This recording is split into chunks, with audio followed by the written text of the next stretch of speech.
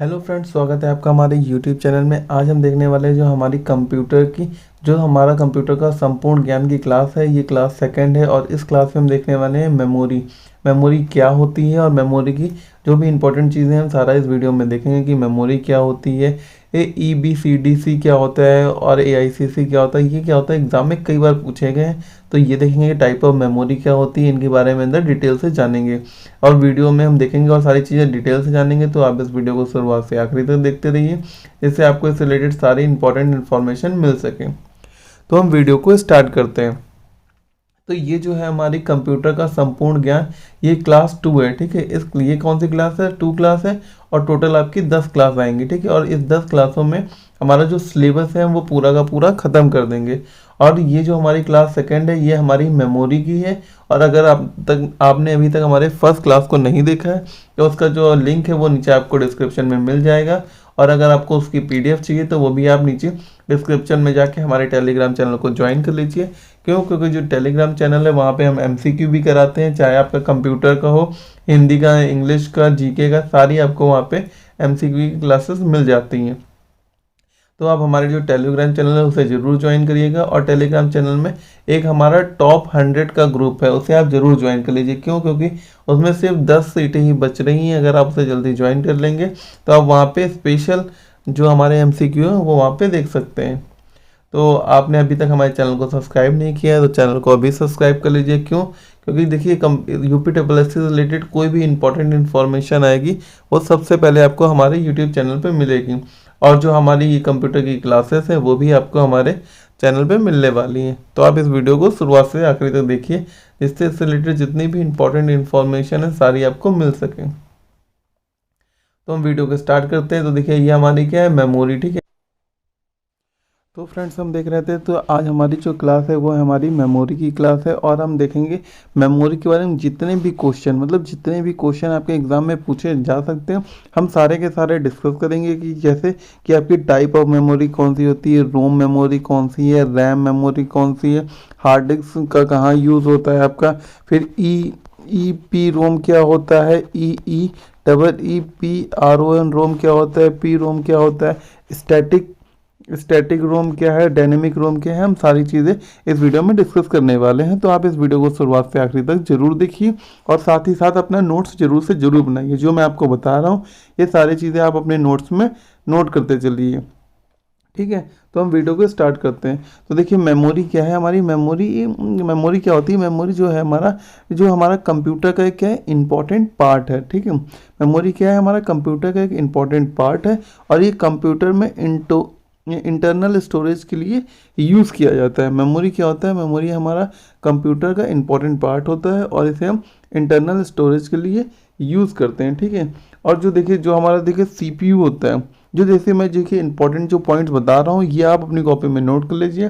क्योंकि आपको जब इसकी PDF मिलेगी तो जो मैं आपको ये रिटर्न में लिख रहा हूँ ये सारी चीज़ें डिलीट हो जाएंगी। तो आप ये सारी चीज़ें अपने साथ नोट करते चलिएगा। तो जो हमारा CPU होता है, ठीक है, तो CPU को जो हम प्रोसेस करते हैं, ठीक है, CPU को प्रोसेस करने के लिए हमें क्या चाहिए, डेटा चाहिए। ठीक है, डेटा चाहिए और क्या चाहिए आपको इंस्ट्रक्शन चाहिए। ठीक है, डेटा और इंस्ट्रक्शन चाहिए। ठीक है, जो हमारा CPU है, CPU को प्रोसेस करने के लिए क्या चाहिए, आपको डेटा चाहिए और इंस्ट्रक्शन चाहिए। ठीक है, तो इसको क्या करता है, ये डेटा और जो इंस्ट्रक्शन होता है ये हमारा मेमोरी में क्या होता है, कलेक्ट होता है। क्या होता है, कलेक्टेड होता है, उसमें संग्रहित होता है। ठीक है, और जब हमारा मतलब कंप्यूटर होता है इसको यूज़ करके हमें आउटपुट प्रदान करता है, मतलब आउटपुट देता है। तो ये आपको याद रखना है। ठीक है, तो मेमोरी क्या है, मेमोरी हमारा इंपॉर्टेंट डिवाइस है और ये इंटरनल स्टोरेज है हमारी कंप्यूटर की। और जो एक इम्पॉर्टेंट बात देखिए ये होती है, अब हम मेमोरी की बात कर लेते हैं। जो देखिए ये आपको एक फिगर में मेमोरी का इमेज दिख रहा होगा। ठीक है, तो ये देखिए ये आपका क्या है, ये आपके मेमोरीज हैं जो आपके कंप्यूटर में CPU के अंदर लगते हैं। तो इनके बारे में बहुत सारी इंपॉर्टेंट चीज़ें जो छोटी छोटी हैं अक्सर एग्जाम में पूछ ली जाती हैं। तो मैं आपको बता दूं, जैसे ये देखिए ये मेमोरी है। ठीक है, ये मेमोरी क्या होता है, ये बहुत सारे जो छोटे छोटे सेल होते हैं, बहुत सारे छोटे छोटे सेल से मिल के बनता है। ठीक है, मेमोरी क्या होता है, बहुत सारे छोटे छोटे सेल से मिल के बनता है। और इन सेल को क्या बोलते हैं, इन सेल को हम बोलते हैं लोकेशन।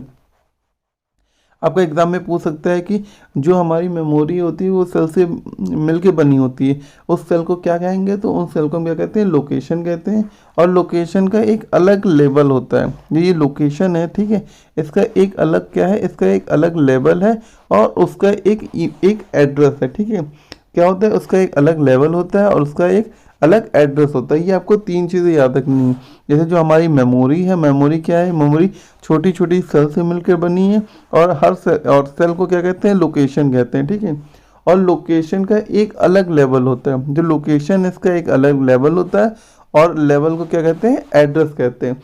ये आपको एक चीज़ याद कर लेनी है बस, इसके बाद आपको कुछ भी नहीं याद करने की कोई ज़रूरत नहीं है। तो मैंने बताया कि जो हमारी देखिए मेमोरी होती है, मेमोरी क्या होती है, सेल से मिलकर बनी होती है। क्या होती है, छोटी छोटी सेल से मिलकर बनी होती है। और जो ये सेल होता है, ठीक है, सेल का यूज़ क्या करते हैं, हम सेल का यूज़ करते हैं जो हमारा डेटा और जो इंस्ट्रक्शन होते हैं, ठीक है, डेटा और इंस्ट्रक्शन को मतलब कलेक्ट करने के लिए, रखने के लिए हम सेल का यूज़ करते हैं। किसका मतलब, सेल का यूज़ कहाँ करते हैं हम लोग, डेटा और इंस्ट्रक्शन को कलेक्ट करने के लिए किया जाता है। और जो सारा डेटा होता है हमारा, ठीक है, जो हमारा सारा डेटा होता है कंप्यूटर में, वो कैसे बाइनरी कोड के रूप में होता है। किस रूप में होता है, बाइनरी कोड के रूप में होता है। ये 0 और 1 होता है, ठीक है, ये याद रखना है। तो क्वेश्चन आपको एग्जाम में ये पूछ सकता है कि जो कंप्यूटर के अंदर हमारा डेटा होता है वो किस कोड में होता है, तो आपको याद रखना है वो बाइनरी कोड में होता है। और बाइनरी कोड क्या है, 0 और 1 है, क्या है, 0 और 1 है, ये याद रखना है। तो देखिए हमारा 1 का मतलब क्या होता है कि अगर 1 लिखा हुआ है, ठीक है, तो मैं बताऊं अगर 1 लिखा हुआ है तो मतलब इसका है कि जो हमारा सर्किट है, ठीक है, जो हमारा क्या है, जो हमारा सर्किट है वो कैसा है, ऑन है, ठीक है, क्या है, सर्किट ऑन है, ठीक है। और अगर 0 की बात कर लें तो हमारा जो सर्किट होगा वो कैसा होगा, ऑफ होगा। ये आपको याद रखना है, ठीक है। और जो हमारी ये क्या होते हैं, जो हमारी ये देखिए ये जो लोकेशन है, जो भी मैंने बताया था कि जो सेल का यूज़ क्या करते हैं, सेल का यूज़ हम करते हैं जो हमारे डेटा और इंस्ट्रक्शन को कलेक्ट करने के लिए किया जाता है। और जो सारा डेटा होता है वो हमारा बाइनरी कोड में होता है 0 और 1 में, ठीक है। और 1 का मतलब क्या होता है, सर्किट ऑन है, और ऑफ का 0 का मतलब होता है सर्किट ऑफ है। ये चीज़ें आपको याद रखनी है। और अभी मैंने आपको एक बात बताई है कि इसके बारे में, मतलब जो सेल होती हैं, सेल को हम क्या कहते हैं, लोकेशन कहते हैं, ठीक है। तो लोकेशन क्या होता है, तो मैं बता दूं आपको, जो प्रत्येक लोकेशन होती है, ठीक है, जो प्रत्येक ये जो हमारी लोकेशन है इसमें हम क्या, जो भी चीज़ स्टोर करेंगे वो एक बिट के फॉर्म में होती है। किस फॉर्म में होती है, बिट के फॉर्म में स्टोर की जा सकती है, ठीक है। और वो बिट क्या हो सकती है आपकी, देखिए 8 बिट हो सकती है, 16 बिट हो सकती है, 32 हो सकती है, 64 हो सकती है, ये आपकी बिट हो सकती है, ठीक है, कोई भी हो सकती है। और जो हमारी बाइनरी है, ठीक है, बाइनरी की जो सबसे छोटी, मतलब बाइनरी की जो स्मॉलेस्ट यूनिट है वो क्या है, ये भी आपका एग्जाम में पूछा गया है। तो बाइनरी की जो सबसे स्मॉलेस्ट यूनिट है वो आपकी क्या है, बिट है, ये आपको याद रखना है। बाइनरी की सबसे स्मॉलेस्ट क्या है, आपकी बिट है, ठीक है, यूनिट, ये आपको याद रख लेना है। और 2-3 इंपॉर्टेंट चीज़ें और हैं वो भी आपको याद रखनी है। जैसे एक चीज़ ये अक्सर एग्जाम में कई बार पूछा गया और अधिकतर बच्चों को क्या होता है, याद नहीं होता है तो गलत हो जाता है। एक तो इनका फुल फॉर्म देखो, बी क्या है आपका, देखिए EBCDIC, ये जो है आपका, इसका फुल फॉर्म वेरी इंपॉर्टेंट है और एग्जाम में पूछा गया है। तो क्या है, external binary coded decimal interchange code. ये क्या है, देखो एक्सटर्नल, ये एक्सटर्नल क्यों है, क्योंकि हमें पता है कि कोई मेमोरी होती है वो एक्सटर्नल भी यूज़ करते हैं। तो क्या है, एक्सटर्नल BCD मतलब बाइनरी कोडेड डेसिमल, और IC इंटरचेंज कोड होता है। ये कितने बिट्स का होता है, ये 8 बिट्स का होता है। हमेशा याद रखना कि जो हमारा ये कितने होता है, 8 बिट्स का होता है, ये आपको याद रखना है। ये कई बार एग्जाम में पूछा गया है, इस बार भी आपका शायद पूछा जा सकता है, तो याद रखना है। और ASIC का फुल फॉर्म क्या होता है, ये होता है American standard code for information interchange. क्या होता है, American standard code for information interchange होता है। और ये कितने आपका होता है, 7 बिट का होता है, ठीक है।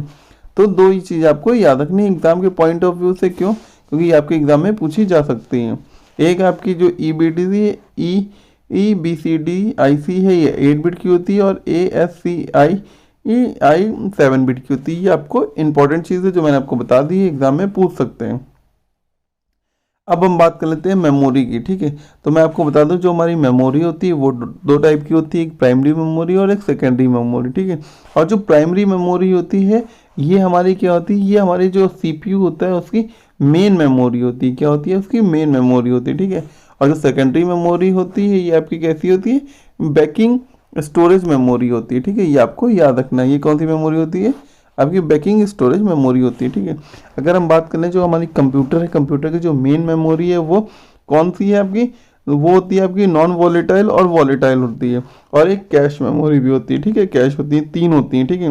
ये आपकी वॉलेटाइल, कैश और नॉन वॉलेटाइल ये होती हैं। तो देखिए वॉलेटाइल क्या होती है, देखिए नॉन वॉलेटाइल क्या होती है? जो आपकी स्थायी हो, मतलब जिन्हें हम कोई भी चेंज नहीं कर सकते हैं, जैसी हैं वैसी एज इट इज़ रहेंगी। कैसी हैं? स्थायी है, मतलब परमानेंट है। परमानेंट ही हमारी वॉलेटाइल मेमोरी होती है। इसके अंदर कौन कौन सी आती हैं आपकी? रोम आती है, पी रोम आती है, ई पी रोम आती है, ई पी आर रोम होती है। इनके बारे में अंतर हम डिटेल से जानेंगे हर चीज़ को, क्योंकि एग्जाम में इससे रिलेटेड कुछ भी पूछा जा सकता है, इनका फुल फॉर्म पूछा जा सकता है, बहुत सारी चीज़ें पूछी जा सकती हैं। फिर हमारा दूसरा वॉलेटाइल मेमोरी है। इसे हम क्या कहते हैं? इसे अस्थायी या हम टेम्परेरी, इसे अस्थायी या टेम्परेरी मेमोरी भी कहते हैं। क्यों? क्योंकि जैसे ही लाइट जाएगी तो इसमें जो सेव डेटा होता है वो अपने आप क्या होता है? डिलीट हो जाता है। और ये रैम के बारे में भी जानेंगे, और कैश मेमोरी क्या होती है, ठीक है। तो कैश मेमोरी के बारे में मैं बता दूं कि जो यह हमारा सीपीयू तथा जो हमारा, देखिए जो हमारा सीपीयू होता है और हमारी मेन मेमोरी होती है, ठीक है। सीपीयू और मेन मेमोरी के बीच के भाग है जिसका यूज़ हम बार बार उपयोग होने वाले डेटा और इंस्ट्रक्शन को संग्रह करने के लिए किया जाता है। मतलब क्या होता है? हमारा आर्चिव मेमोरी कौन सी होती है? ये आपकी देखिए सीपीयू और मेन मेमोरी के बीच का भाग है, जिसका हम लोग, जिसमें क्या होगा, बार बार यूज़ होने वाले जो हमारे डेटा और इंस्ट्रक्शन है उसको हम कलेक्ट करके रखते हैं, ठीक है।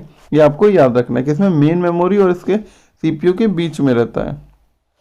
अब बात कर लें आपकी सेकेंडरी की बात कर लें, तो सेकेंडरी मेमोरी की बात कर लें तो ये देखिए आपकी hard disk, magnetic tape, floppy disk, pen drive, CD, DVD, इनके बारे में हम फुल फॉर्म जानेंगे, और जो वेरी इंपॉर्टेंट चीज़ है एग्जाम के पॉइंट ऑफ व्यू से वो भी देखने वाले हैं। तो आप इस वीडियो को बस एक बार आपने ये वीडियो देख लिया तो आपका इससे रिलेटेड कोई भी क्वेश्चन आएगा सॉरी, तो इससे रिलेटेड कोई भी क्वेश्चन आपका मेमोरी से आएगा तो कभी गलत नहीं होगा। तो हम मेमोरी की बात कर रहे हैं, तो इसमें पहली हमारी आती है प्राइमरी मेमोरी। हम क्या कहते हैं? मैंने बताया था ना, प्राइमरी मेमोरी को हम मेन मेमोरी भी कहते हैं, ठीक है। और इसका यूज़ किस लिए करते हैं? इसका यूज़ हम डेटा और इंस्ट्रक्शन का डायरेक्ट यूज़ होता है, ठीक है। जो हमारी मेमोरी होती है मेन मेमोरी, इसमें जो डेटा होता है और इंस्ट्रक्शन होता है उसको हम लोग डायरेक्ट और फास्ट, मतलब डायरेक्ट और फास्ट यूज़ करते हैं। कैसे करते हैं? डायरेक्ट और फास्ट यूज़ करते हैं, ठीक है। नॉन वोलेटाइल मेमोरी क्या होती है? अभी मैंने आपको बता दी है। अब इनके बारे में हम अंदर जानने वाले हैं, तो हम वीडियो को, अब देखिए आगे आपका मेमोरी, ठीक है। अब इस मेमोरी के अंदर हम देख रहे हैं, देखिए आपकी पहली मेमोरी है non volatile memory. Non volatile मतलब कोई भी वॉलेटाइल ना हो, मतलब इधर उधर ना भागे, एक स्थायी हो। मतलब कैसी हो? स्थायी हो, परमानेंट हो, ठीक है। परमानेंट हो, ठीक है। ये आपकी स्थायी मेमोरी, और स्थायी मेमोरी के अंदर कौन सी आती है? रोम आती है आपकी, ठीक है। रोम आती है। रोम का अगर फुल फॉर्म की बात करें तो इसका फुल फॉर्म है रीड ओनली मेमोरी।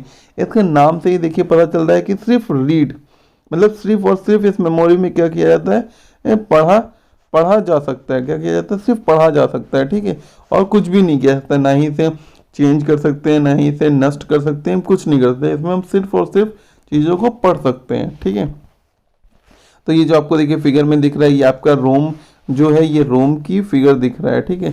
और ये क्या होता है? रोम में डेटा सिर्फ रीड किया जा सकता है, इसे डिस्ट्रॉय और चेंज नहीं किया जा सकता। मतलब रोम, मतलब देखिए नाम से ही रोम मतलब रीड ओनली मेमोरी, इसे आप समझ गए कि इसे सिर्फ रीड कर सकते हैं हम, उसमें मतलब कुछ लिख नहीं सकते, कुछ डिस्ट्रॉय नहीं कर सकते, या कुछ चेंज नहीं कर सकते, ठीक है।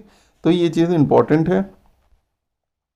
अब इसके बाद इसके कुछ फुल फॉर्म है और इनकी डिटेल से ज़्यादा है। जैसे मैंने रोम की फुल फॉर्म बता दी आपको, रीड ओनली मेमोरी। कई बार आपका एग्जाम में पूछा गया है पी रोम का फुल फॉर्म क्या है, आप बताइए। तो ये आपको अपने साथ में अपनी कॉपी में लिख लेना है, क्योंकि आपको वेरी इंपॉर्टेंट है।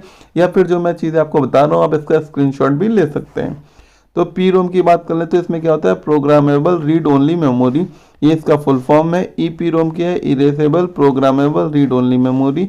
और ई यहाँ पे आपका डबल ई आ जाता है, ठीक है। डबल ई पी रोम होता है electrically erasable programmable read only memory.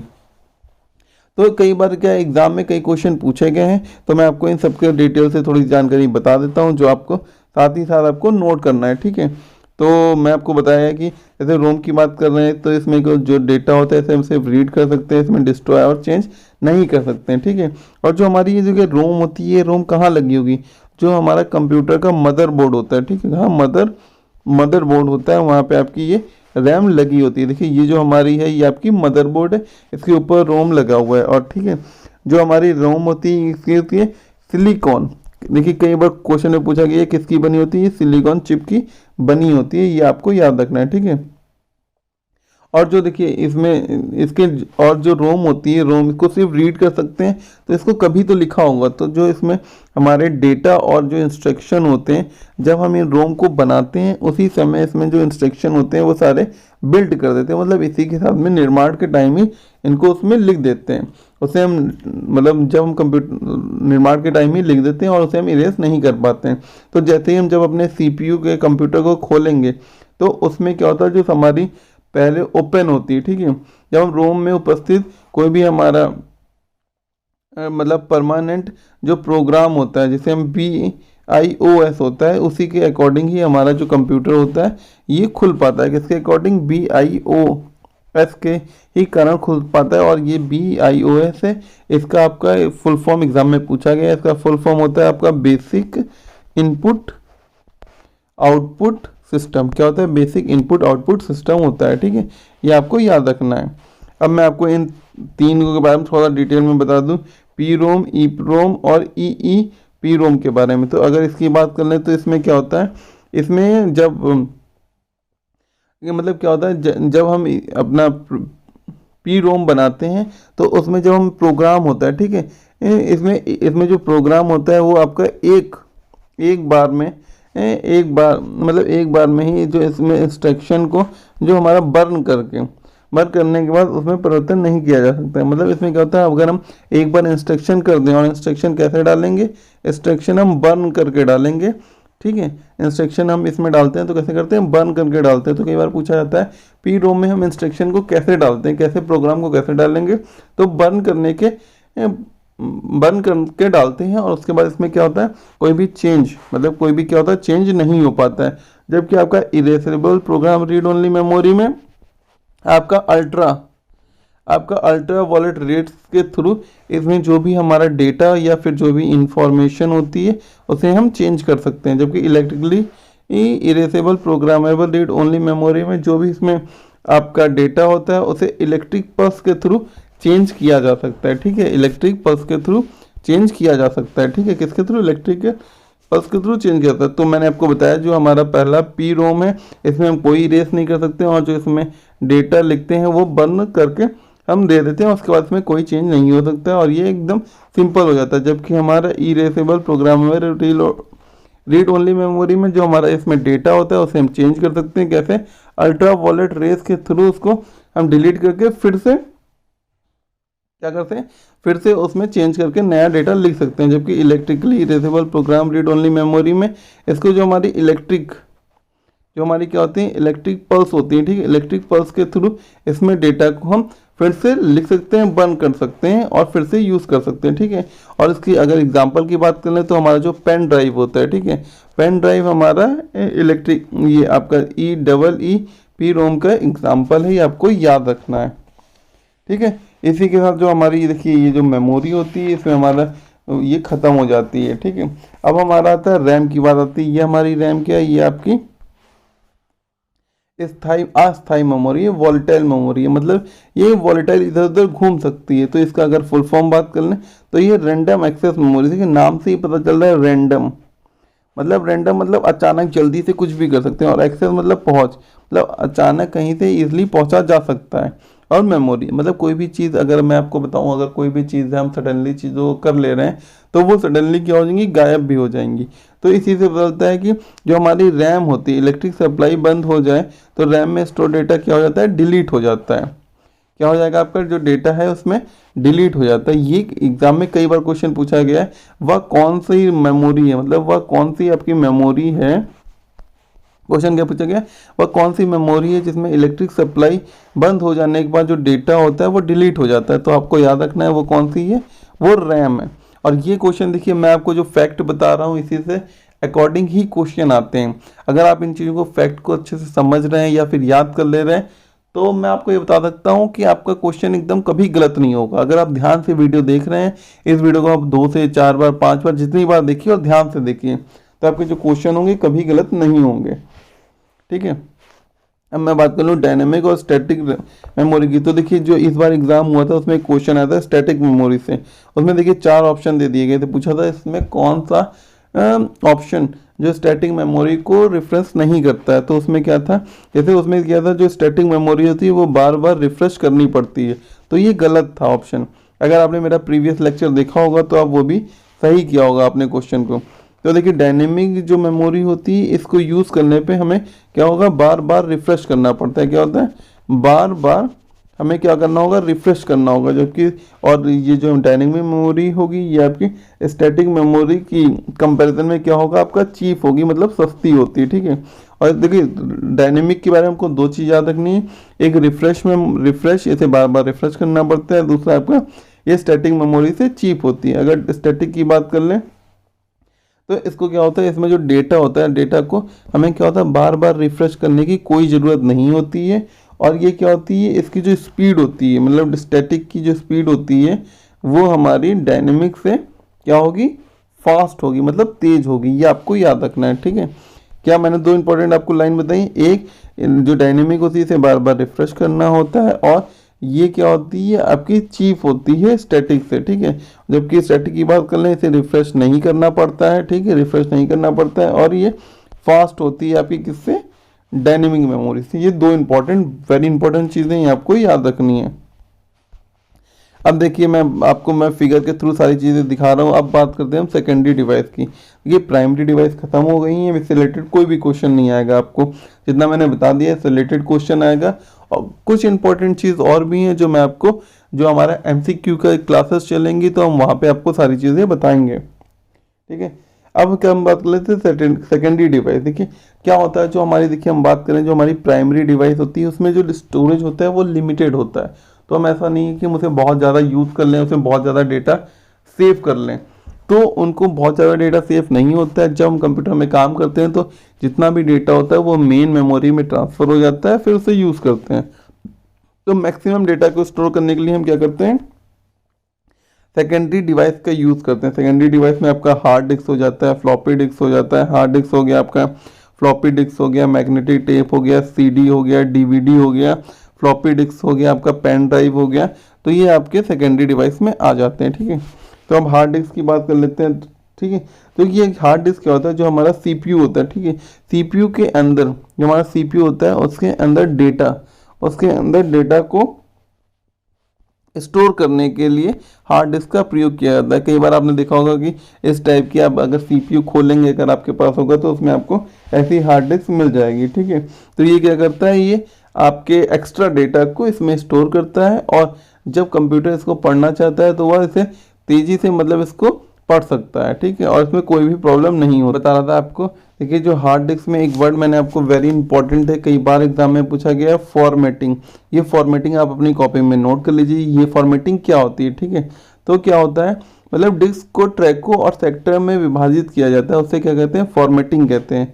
मतलब फॉर्मेट मतलब डिलीट करना नहीं होता है, फॉर्मेट मतलब जो डिलीट करना नहीं होता है। ठीक है, फॉर्मेटिंग मतलब क्या होता है, जैसे आपने देखा होगा जो आपकी कंप्यूटर की ड्राइव होती है, देखिए B ड्राइव हो गई, C ड्राइव हो गई, D ड्राइव होगी, ऐसी आपने देखी होंगी।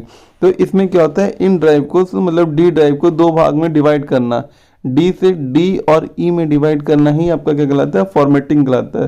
मतलब डिस्क को ट्रैक मतलब सेक्टर में डिवाइड करना ही आपका क्या कहलाता है, फॉर्मेटिंग कहलाता है। तो ये जो हमारी हार्ड डिस्क होती है वो कितने GB, देखिए आपकी 10 GB, 20 GB, 40 GB, 80 GB तक की हार्ड डिस्क आती हैं। ठीक है, तो आपको ये सारी चीज़ें जो मैंने आपको बताई हैं ये आपको याद रखनी है। अब नेक्स्ट आ जाता है आपका फ्लॉपी डिस्क। तो फ्लॉपी डिस्क के बारे में भी मैं कुछ चीज़ें बता दूं। जो फ्लॉपी डिस्क होता है ये आपका 3 साइज़ का होता है। एक तो आपका 8 इंच होता है, जो आप ये देखिए बड़ी वाली देख रहे हैं, ये आपकी क्या है 8 इंच की फ्लॉपी डिस्क है। दूसरी आपकी 5.25 इंच की दूसरी ड्राइव है, और जो तीसरी है लास्ट वो 3.5 इंच की होती है। तो 3 आपकी फ्लॉपी डिस्क होती है, ठीक है। अगर क्या है इसमें ऐसा हमने क्या हार्ड कवर बना रखा होता है, जिससे क्या होगा इसमें अंदर जो भी डेटा होता है वो सेफ होता है और ख़राब नहीं होता है।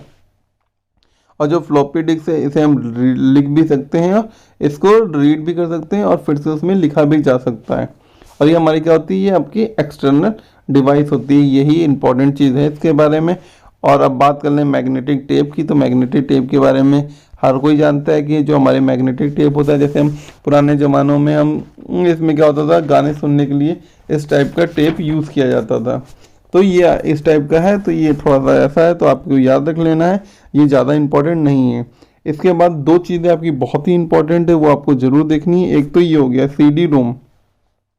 सबसे पहले आपको याद रखना है जो CD रोम है इसका फुल फॉर्म होता है compact disc read only memory होता है, ठीक है। क्या होता है, compact disc read only memory होता है, ठीक है।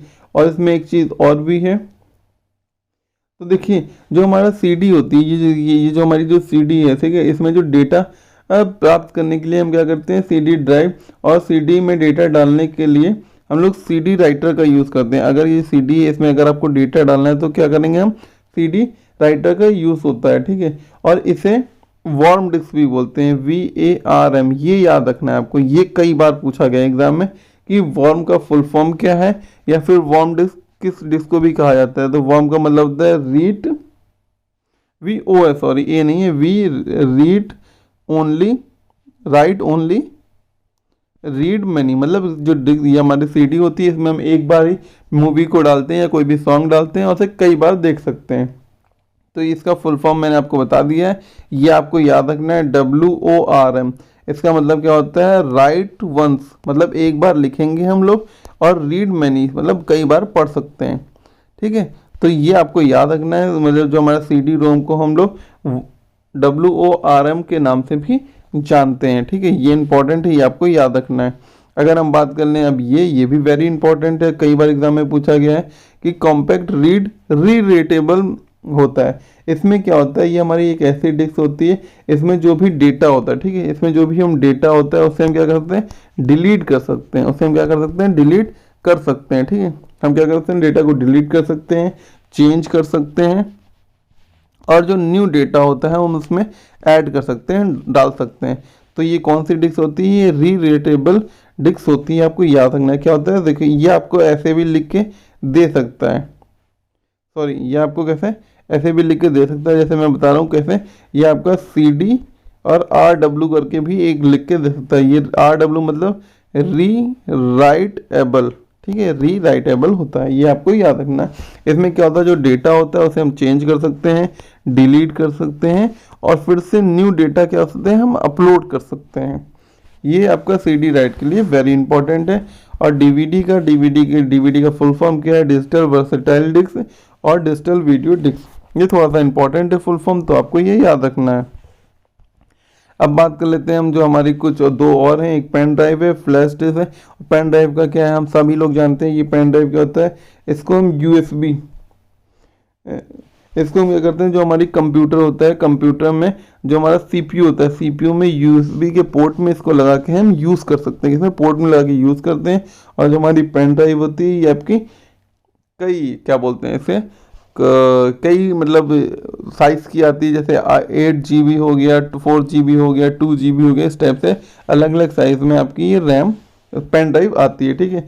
जो पेन ड्राइव को हम फ्लैश, जो हमारी फ्लैश मेमोरी होती है, जो आपको ये दिख रही है फ्लैश मेमोरी ही, मतलब पेन ड्राइव को फ्लैश मेमोरी भी कहते हैं। और ये अभी मैंने आपको बताया था EPROM का ही एक एग्जाम्पल है। और ये नीचे आपकी फ्लैश डिस्क दे रखी है। तो इसी के साथ ये वीडियो को यहीं समाप्त करते हैं। तो आपको ये वीडियो कैसा लगा, अगर आपको ये वीडियो अच्छा लगा है तो इसे आप लाइक करिए, अपने दोस्तों के साथ शेयर करिए, और नीचे हमें कमेंट करके बताइए कि आपको ये वीडियो कैसा लगा और आपको नेक्स्ट वीडियो किस क्लास पे चाहिए, जो आपको UPSSC JEE एग्ज़ाम के लिए बहुत ही इंपॉर्टेंट हो। और आपने अभी तक हमारे चैनल को सब्सक्राइब नहीं किया तो चैनल को अभी सब्सक्राइब कर लीजिए।